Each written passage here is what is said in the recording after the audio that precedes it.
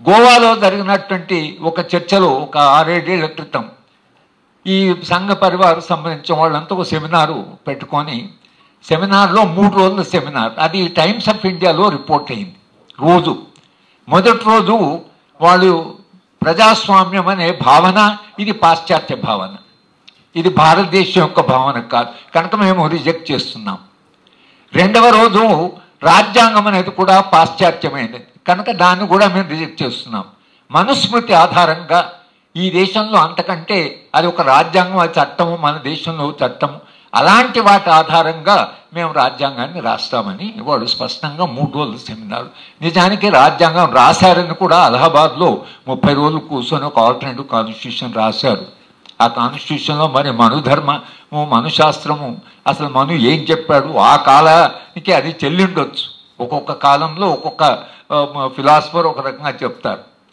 కానీ ఇవాళ ఇంతకాలం జరిగిన తర్వాత ఇది విలువలు అనేవి ఏవైతున్నాయో రాజ్యాంగంలో ఉండేటువంటి ఈ 5 విలువలు, సరే సెక్యులరిజం సోషలిజం తర్వాత చేర్చినా, సారు ఉన్నారు సురేష్ రెడ్డి గారు, నిజానికి రాజ్యాంగంలో అవన్నీ ఉన్నాయి, ఉన్న వాటిని అవి ఇక్కడ రిఫ్లెక్ట్ కావడం లేదు, పీఠికలో అవి రిఫ్లెక్ట్ కావడం లేదు.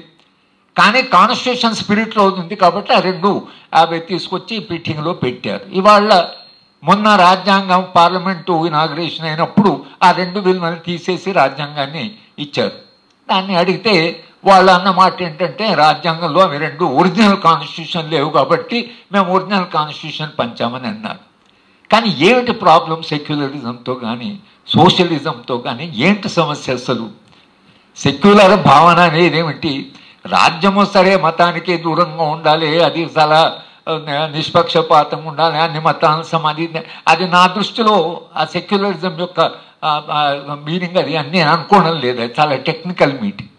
రాజ్యానికి మతానికి ఉండే సంబంధం నా దృష్టిలో సెక్యులరిజం అంటే ఒక మనిషి ఇంకొక మనిషిగా చూడడం, ఒక మనిషి ఇంకొక మనిషితో ఏర్పరచుకునే ఏ సంబంధమైనా మెటా కేటగిరీస్, అది మతమే కావచ్చు, కులం, అది should not rupture hour relation. నేను ఒక మనిషితో మాట్లాడుతూ మనిషితో నా సంబంధాన్ని ఏర్పరచుకుంటున్నప్పుడు నేనే మతానికి, నేనే కులానికి, నేనే ప్రాంతానికి అని కాదు, అతను మనిషి, నేను మనిషిని. ఇది basic for the human being.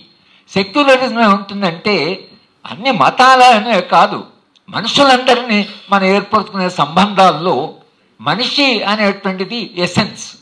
మిగతా అన్నీ సరే అవి ఎలా ఉంటాయి, దాన్ని ఎలా మనం డిఫైన్ చేయాలని కావచ్చు. కానీ మీరు బేసిక్గా పోతే ఒక ముస్లింకు ఒక హిందూకు లేకపోతే ఒక కులానికి ఇంకో కులానికి మధ్యన మన ఇద్దరి మానవీయ సంబంధానికి రప్చర్ అయినప్పుడు దట్ ఈస్ కమ్యూనల్. సెక్యులర్ అంటే నేను మనిషితో మానవీయ సంబంధం ఉండి నా నిత్య జీవితంలో మనుషులందరినీ మనుషులుగానే గౌరవించేటువంటి విలువ నా దృష్టిలో సెక్యులరిజం. కనుక సెక్యులరిజం భావనని విశాలంగా ఏర్పరిచినప్పుడు మానవుల మధ్య ఉండే ద్వేషాలు, ఈ హింస, ఈ గొడవలు అవుతున్నాయి కాకుండా సమాజం ఉన్నతంగా ఎదగాలి. సెక్యులరిజం అంటే ఇది సమాజం elevating it self to higher level, మానవ సంబంధాలు. అట్లా కాకుండా సెక్యులరిజం అంటే మన ట్రెడిషనల్ డెఫినేషన్ తీసుకొని సెక్యులరిజం అంటే ఇది అప్పీజింగ్ మైనారిటీస్. అప్పీజింగ్ మైనారిటీ బలహీనుడికే కొంచెము అది అంటే అది వరవరావు గారు చెప్తుంటారు. పాండవులు అడవికి వెళ్ళేప్పుడు కుంతి ద్రౌపదితో అమ్మ చూడమ్మ ధర్మరాజు రాజు కాబట్టి తప్పకుండా నువ్వు బాగానే చూసుకుంటావు, భీముడు వాడు ఎలా బలం ఉంది కాబట్టి వాడు లాక్కొని తింటాడు, అర్జునుడు వాడికి ఎట్లయినా వాడి మీద నీకు ప్రేమ ఉంది, ఈ నకుల సహదేవులు అవుతున్నారు వీళ్ళు అమాయకులు, వీళ్ళిద్దరిని సరిగా చూసుకోమ్మా అని చెప్తుంది. దీన్ని ఏమంటారు మీరు? అంటే మీరు వాళ్ళని కాస్త జాగ్రత్తగా చూసుకోమ్మా అని కుంతి చెప్పింది, అది న్యాయం. సామాన్యుడు వాళ్ళు బలహీనలు, కొంత వీళ్ళంత పవర్ లేదు వాళ్ళకి, కనుక నువ్వు వాళ్ళని సరిగా చూసుకోవాలని చెప్పడంలో మనం ఎట్లా అర్థం చేసుకుంటాం దాన్ని. కనుక మీరు విలువలు అనేవి ఏవైతున్నాయో ఆ విలువలు ఏవైతే మానవ చరిత్ర మనకు అందించిందో, బాబాసాహెబ్ అంబేద్కర్ కానీ నెహ్రూ గారు కానీ మొత్తంగా రాజ్యాంగ సభలో అది అల్లాడి కానీ వీళ్ళందరూ కూడా ఒక రకంగా ఒక చరిత్రని స్వాతంత్రోద్యమాన్ని చూశారు. కాబట్టి స్వాతంత్రోద్యమాలు వచ్చిన విలువలు ఏమిటి? గాంధీ గారు నిజంగా నిరంతరంగా ఎందుకోసం హిందూ గాంధీని చెప్పాడు? గాంధీ ఏమి హిందూ కాదా? గాంధీ భగవద్గీత పట్టుకొని తిరిగిన వాడే. కానీ ఆ హిందూయిజం వేరు, హిందూయిజం వేరు. అదే తేడా మనలో మనం చూడవలసి ఉంటుంది. కనుక హిందూయిజంలో మీరు ఇది idealist view of life, Hindu view of life అని రాధాకృష్ణన్ రాశాడు. మీరు ఆ పుస్తకం చదివితే అసలు హిందూకు ఉండే బ్రాడ్ వ్యూ ఏమిటి, హిందుత్వానికి భిన్నమైన భావజాలాలు ఎన్నో 6 స్ట్రీమ్స్ ఆఫ్ థాట్. అది మన అమర్త్య సేన్ రాశాడు. నెహ్రూ గారి డిస్కవరీ ఆఫ్ ఇండియాలో భారతదేశానికి 6 విచారధారలు ఉన్నాయి. ఒకే విచారధార కాదు, ఒక విచారధార ఇంకో విచారధారతో పోటీ పడింది, వాదించింది. కానీ ఒక్క విచారధార లేదు. కానీ ఇన్ని విచారధారలు ఉన్నటువంటి ఒక వైవిధ్యం ఉన్న సమాజంలో మీరు ఎట్లా సమాజాన్ని నిర్మాణం చేస్తారు అనేటువంటి ప్రశ్న వచ్చినప్పుడు మనము అసలు విచారధారను పట్టించుకోకుండా ఒకే విచారధార సమాజం ఉందనేటువంటిది ఏతుందో అది హిందూ మతంలో కూడా లేదని నా అభిప్రాయం. హిందూ మతంలో కూడా ఎప్పుడు ఒకే విచారధార లేదు. మనకు చాలా శంకరుడు ఉన్నాడు, అద్వైతం ఉంది, ద్వైతం ఉంది, విశిష్ట అద్వైతం ఉంది. ఇవి వాటితో వాటి పోటీ పడ్డాయి, వాదించుకుని. అందుకనే అమర్త్య సేన్ ఆర్గ్యుమెంటేటివ్ ఇండియన్ అని తన పుస్తకానికి పేరు పెట్టాడు. నిరంతరంగా ఆర్గ్యూయింగ్ సమాజం, వాదించుకుంటున్న సమాజం, భావాల మధ్యన ఘర్షణ జరిగిన సమాజం. ఇవాళ ఒకే విచారధార అనేటువంటిది చెప్పి ఇవంతా పనికిరాదు, ఇది పాశ్చాత్య విలువలు అని అంటే ఎలా? అసలు పాశ్చాత్య విలువలు వెళ్తున్నాయి. మీరు ఒకే మనుస్మృతే కాదు కదా, చార్వాకులు కూడా ఉన్నారు, బుద్ధుడు ఉన్నాడు. కనుక ఇది కేవలం పాశ్చాత్య భావజాలం కాదు. న్యాయము, సమానత్వము, ప్రజాస్వామ్యము, అసలు ఇవి ఏవైతున్నాయి, సౌభ్రాతృత్వము, ఇవి కేవలం పాశ్చాత్య విలువలు అవుతాయి. వీటిని మనం పాశ్చాత్య విలువ అని ఎలా అంటాం? అందరికీ న్యాయం జరగాలి, అది పాశ్చాత్య విలువనా?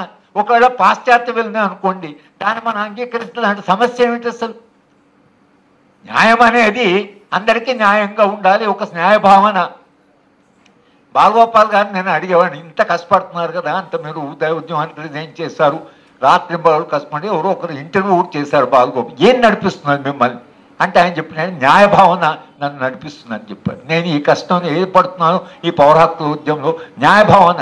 అంతిమంగా బాలగోపాల్ అనేవాడు మానవ సమాజంలో అంతిమంగా మానవ అంటే న్యాయ భావన అనేది మానవ నాగరికతలో అంతిమంగా సమాజం రీచ్ అయ్యేది.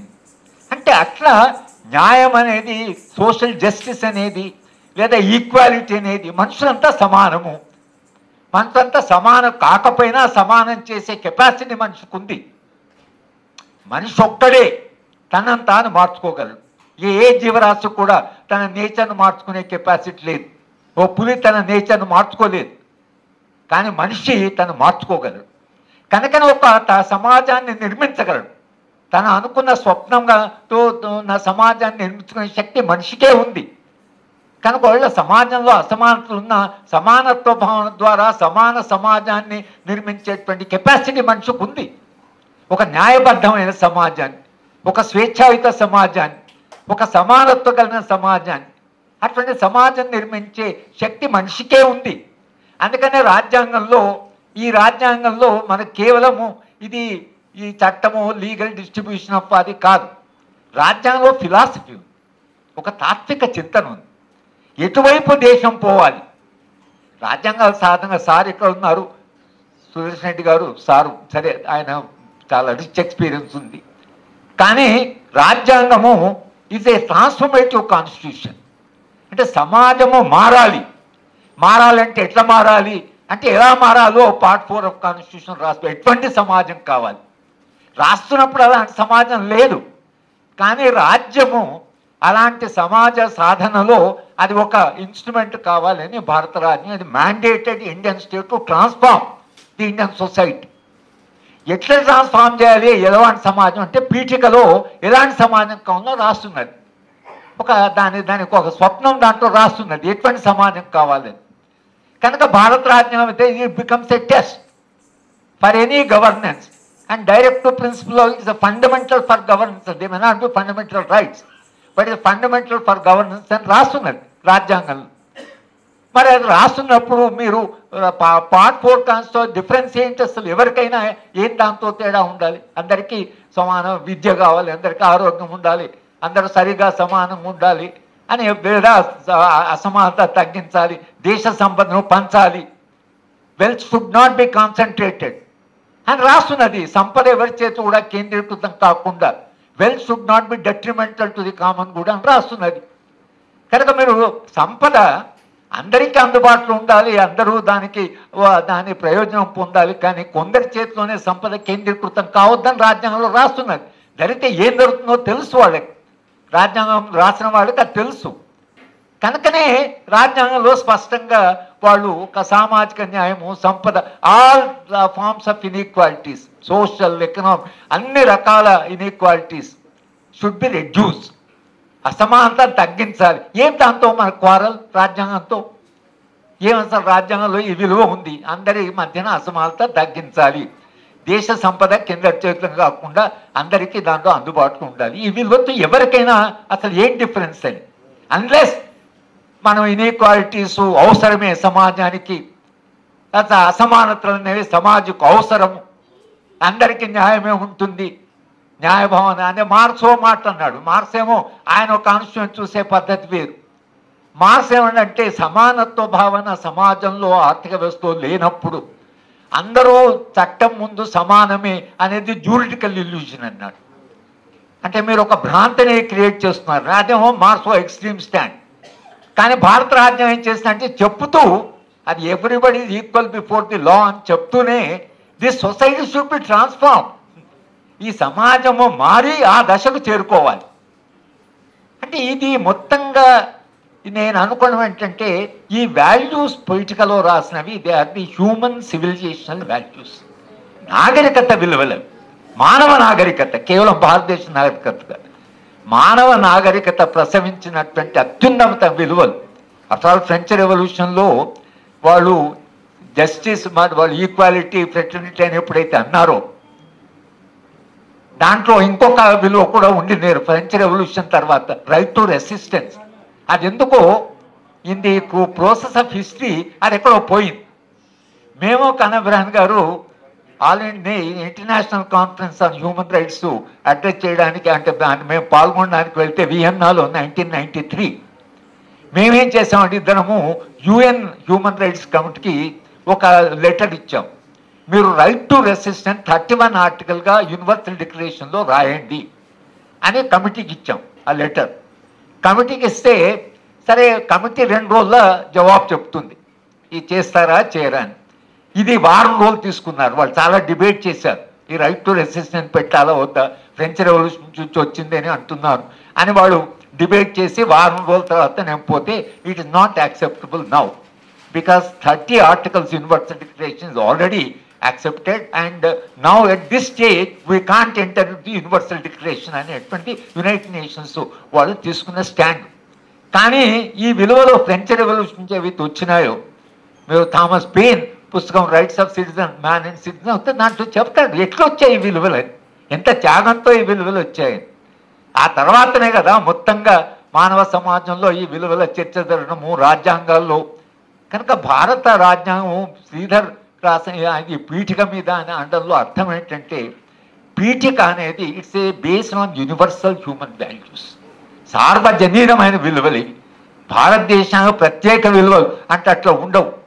మన విలువలు కూడా కొన్ని వేరే దేశాలకు వెళ్ళి ఉండొచ్చు. బుద్ధిజం ఇండియన్, అది Nehru right, that is a child of Indian thought అని బుద్ధిజం.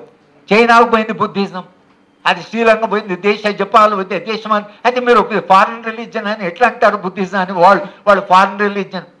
సరే చైనాలో మేము షాంఘై వెళితే ఇద్దరు పిల్లలు మా వెనుక చూపించడానికి వస్తే నేను అడిగిన what religion, we have no religion అన్నారు. We have no religion.